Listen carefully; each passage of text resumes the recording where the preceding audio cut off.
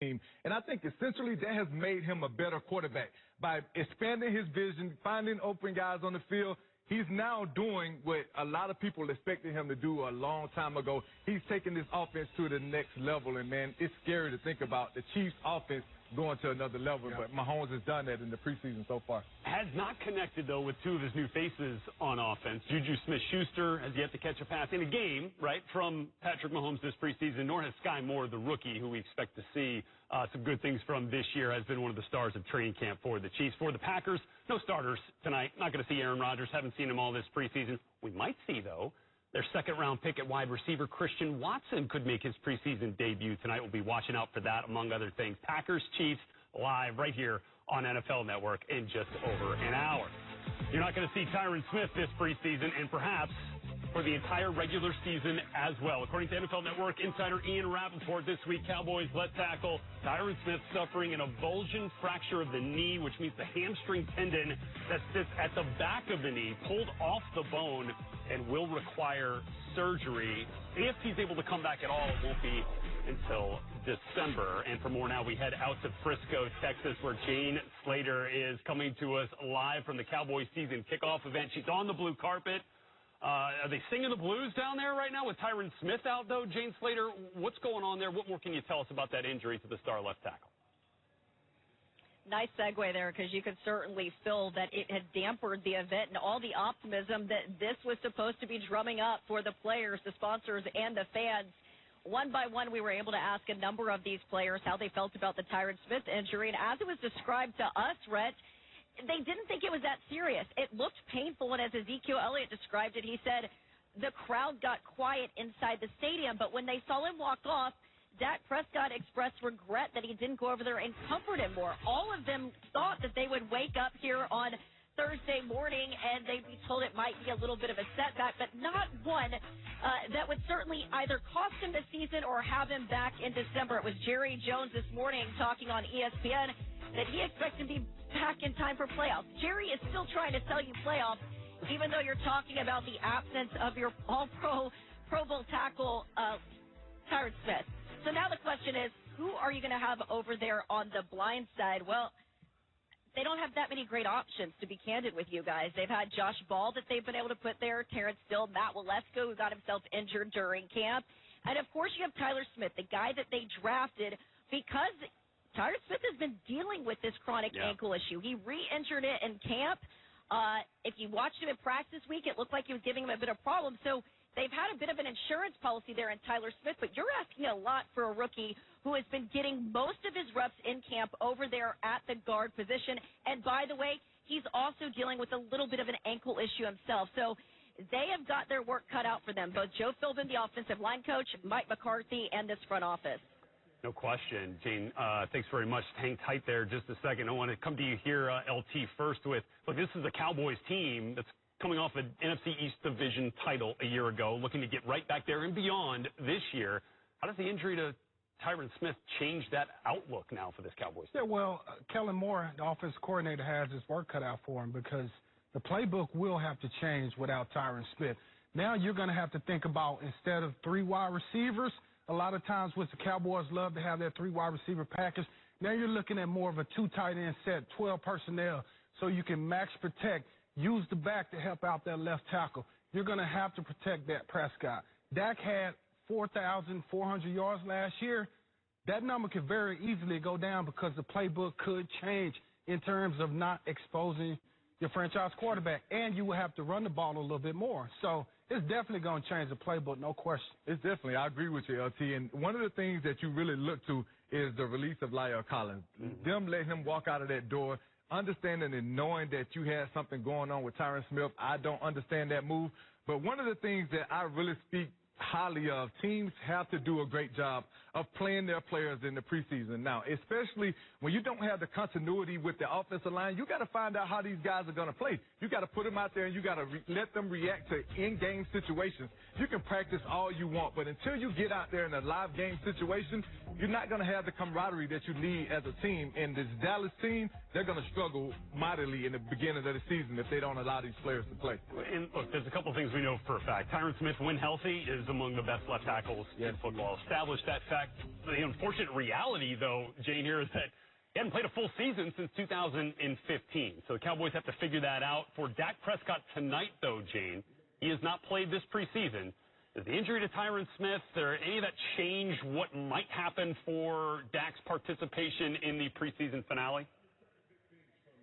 Listen, I asked Mike McCarthy and Dak Prescott point blank, does this change your plan? Dak Prescott has not gotten any reps in the preseason, and it sounds like that plan's not going to change. And it was Dak who explained it to me. He says there's a routine in getting your body ready to play in a game, and with this happening yesterday, there's just not enough time. And that was sort of echoed throughout the building when I asked that very question. Still, even though they're assigning a lot of value to the practices, the joint practice, we don't know who is going to be over there at left tackle, and we also don't know how this is going to change the right side of the offensive line. So still a lot of questions. And as I discussed earlier, the option could be in the building. There's also guys like Eric Fisher that's out there, Jason Peters, some free agents.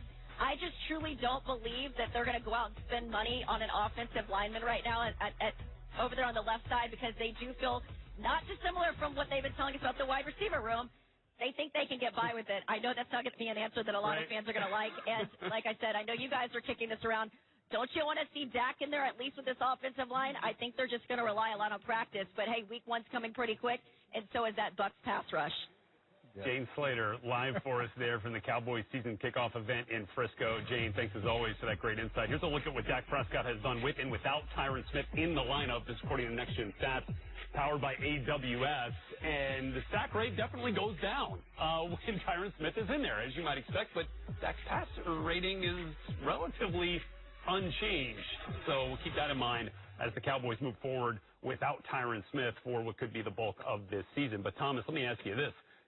Do you feel like the Cowboys should play Dak Prescott at all, knowing Tyron Smith won't be there, and just to see what this thing looks like here? Listen, I understand the reservation, and I get it. You don't want to put him out there, especially when you just lose your star left tackle. But like I just talked about, you got to be able to put these guys in game situations because that Tampa pass rush is unrelenting. They're going to come after you hard, fast, and for a long time. And if Dak hasn't seen that, they're going to stumble out of the blocks. And we know that Tampa, they're dealing with their own issues at the offensive line. But we're talking about this defensive line down in Tampa with this linebacker core that they love to blitz.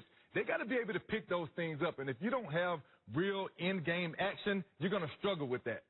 Yeah, and I don't think they should put him out there. And I'm kind of surprised because you recently were in the league. You're used to these joint practices, getting used to the tempo. And I'm wondering, from your perspective, though, they're saying that's taking the place of these preseason games. Does it truly? Do you really get the game feel of a joint practice? If that's the case, I understand why they won't put Dak out there. They have gotten everything they need to get through those joint practices. You don't, though, LC. And you don't want to risk. You don't. Now we're hearing it from You don't get that because even in the joint practices, as veteran players, just like when you have regular practices with your teammates, you go, you make brother-in-law deals. Hey, man, give and take. Listen, we're trying to get through this practice. None of this craziness. You see the young guys that are trying to make the roster, that are late in the roster. They get out there and they fight. I know we've seen some fight in the Rams camp that were older guys, but usually it's the younger guys that are end of the roster. They're trying to make the team, and that's when you see the scuffle start. But the veteran players that have been in the league 10-plus years, they're not out there trying to really dominate and really show what they're capable of because you're trying to save your body. You're trying to reserve that energy for the games. And if you go out and you give everything that you have in practice, then what's going to happen when you get in the game? So it's not realistic to say that, hey, we had joint practices and now we're not playing the starters like a lot of teams are doing because you're not getting the same energy and effort as you would in a live game. It's coach talk. Well, but in a lot of ways, that's why coaches prefer the joint practices, right? Because it's more of a controlled environment than what you would see in a game-type situation in the preseason. Dak or no Dak, Tyron or no Tyron, you will see the Cowboys preseason finale live right here on NFL Network tomorrow, 8 o'clock Eastern Time kick. But coming up tonight, of course, we got the Packers and Chiefs under an hour away from kickoff at Arrowhead Stadium. And how about a Saturday? Well, let's talk a bit about the mood there. Obviously, look, it's a game day. People are excited, but maybe some tempered excitement, I would imagine, after the passing of the legend Len Dawson. Yeah, definitely, Red. Some heavy hearts around here. Len Dawson was an icon. with him and George Brett, probably the two biggest names in this town before Patrick Mahomes arrived. And people took his death pretty hard, not only because he was a great player here and the first quarterback to win a championship here, but also because he was a broadcaster in town. He had a scholarship fund. Owner Clark Hunt talked about how much he looked up to Lynn when he was growing up, thought he was larger than life as a player. And, of course, every player out here, Patrick Mahomes included, feels badly about his passing yesterday. Yeah, no question. And Jeff, we're also kind of curious as to what's going on the field tonight with the Chiefs starters. Obviously, Patrick Mahomes starting each of the first two preseason games for KC. What are we expecting from the starters tonight? Well, it's interesting because Matt LaFleur said veteran starters were not going to be on the field for his team, and I just watched Aaron Rodgers walk out of the tunnel here with shoulder pads on and a full uniform, so I guess he's not going to play, but he's going to be dressed. But on the other side of this, Andy Reid has always played his starters in the third preseason game. Matt Mahomes was out here warming up. Nicole Hardman is dressed. Sky Moore is out here. Juju Smith-Schuster won't play, but again, Andy Reid wants to get his team going early, wants them to start fast in the season, and that means playing them in games like this. So expect Mahomes to probably be in the lineup, maybe not for long, but so far, as LT said, as TD said, he's been great in the preseason. Jeffrey Chidilla live for us there from Arrowhead Stadium. We'll check back with you, Jeff, right ahead of kickoff, just after the 8 p.m. Eastern hour there in Kansas City. Back here with LT and TD. LT, let's start here because at the top of the show you talked about Patrick Mahomes, the new look offense, no Tyreek Hill. Any concern at all that guys like Juju Smith-Schuster and Sky Moore have yet to get some game action in terms of catching passes from Patrick Mahomes yet? Not really. Maybe a little bit with Juju Smith-Schuster, just because he's a veteran wide receiver. And everything from training camp was that Juju was having that outstanding training camp and that he and Patrick Mahomes had built this great connection. And we're going to be expected to see that during the season. So I'm not really worried about him. But Sky Moore, a young rookie wide receiver that they're expecting to do big things, replace Tyreek Hill, big shoes to fill. We don't want to put too much pressure on Sky Moore, but I will say this. I really like Sky Moore because he's a guy that they can line up in different spots. They can do jet sweeps with him. They can put him in slot, create mismatches with option routes. And he's a guy that can go deep. He has blazing speed, TD. So, a little bit of concern with him, but not so much Juju.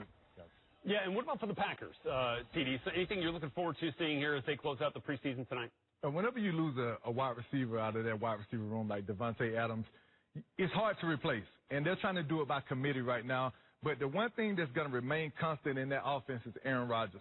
When you have a kid come in, and the person that I'm really looking forward to seeing how he does is Romeo Doubs. You hear a lot coming out of Packers camp about Romeo Doubs, how much he's capable of doing, and Aaron is really looking to him as to come in and not play like a rookie. Yeah. So that's one of the things, as a young rookie player, to hear that from a Hall of Fame quarterback like Aaron Rodgers, you got to come out of the gates and you got to understand and know what's expected of you. And I think for him getting called out in this second preseason game, for him to come out and perform the way that he did, it shows that he responded. And as a veteran player, you want to see guys respond when you criticize them. How are they going to act? You can shrivel up and you can fade away, or you can respond in a big way. And that's what Romeo Doubs was able to do. And we're looking forward to seeing this kid come out week one and just be dominant. He's been fantastic, been one of the stars at training camp, but was the second receiver the Packers drafted this year. The first one is yet to play in the preseason, but might make his debut tonight. Christian Watson working his way back from off-season knee surgery and could get his first taste of preseason action tonight there in